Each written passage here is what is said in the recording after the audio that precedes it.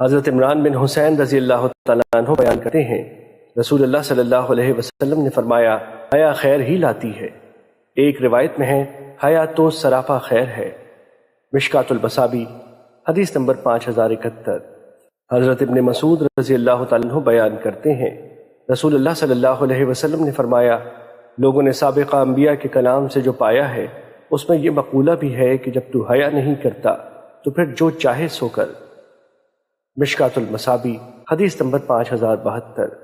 حضرت نواز بن سمان رضی اللہ تعالیٰ عنہ بیان کرتے ہیں، میں نے رسول اللہ صلی اللہ علیہ وسلم سے نیکی اور گناہ کے متعلق دریافت کیا تو آپ نے فرمایا، نیکی اچھا اخلاق ہے، جبکہ گناہ وہ ہے جو تیرے دل میں کھٹکے اور تو ناپسند کرے کہ لوگ اس سے مطلع ہو جائیں۔ مشکات المصابیح حدیث نمبر 5073۔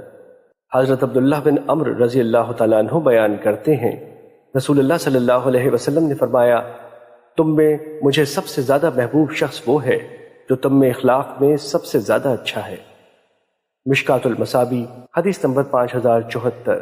حضرت عبداللہ بن عمرو رضی اللہ تعالیٰ عنہ بیان کرتے ہیں، رسول اللہ صلی اللہ علیہ وسلم نے فرمایا، تم میں سب سے بہتر شخص وہ ہے جو تم میں اخلاق میں سب سے زیادہ اچھا ہے۔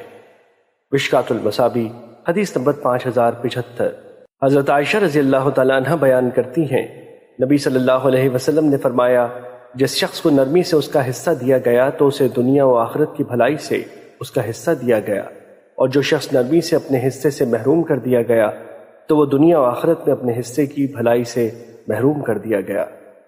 مشکات المصابیح حدیث نمبر 5076۔ حضرت ابو ہریرہ رضی اللہ تعالیٰ عنہ بیان کرتے ہیں، رسول اللہ صلی اللہ علیہ وسلم نے فرمایا، حیا ایمان کا حصہ ہے اور ایمان والے جنت میں ہوں گے، جبکہ فحش گوئی برائی ہے اور برائی والے جہنم میں جائیں گے۔